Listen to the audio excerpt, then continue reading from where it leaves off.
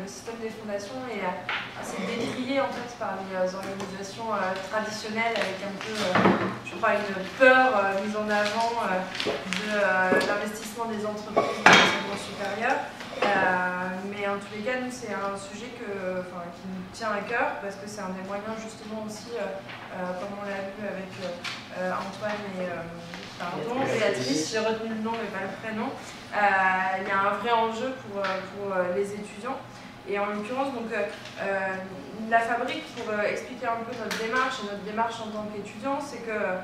finalement, dans l'enseignement supérieur, on aspire, quand on est étudiant, à pouvoir se réaliser, non seulement par la réussite de nos études, mais aussi en fait par les expériences qu'on peut avoir en parallèle, que ce soit des stages, que ce soit du bénévolat, que ce soit un emploi, parce que la moitié des étudiants ont un emploi à côté.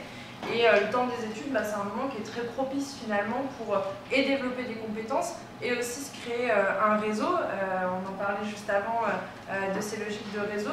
Et d'ailleurs, quand on a créé la Fabrique, donc il y a 2 ans, la Fabrique, le réseau des étudiants, le nom qu'on avait, c'était le réseau des étudiants entreprenants. Parce que l'idée, c'était vraiment pour nous de ne pas être consommateurs de nos formations, de nos établissements, mais de pouvoir être acteurs de notre parcours, de nos établissements.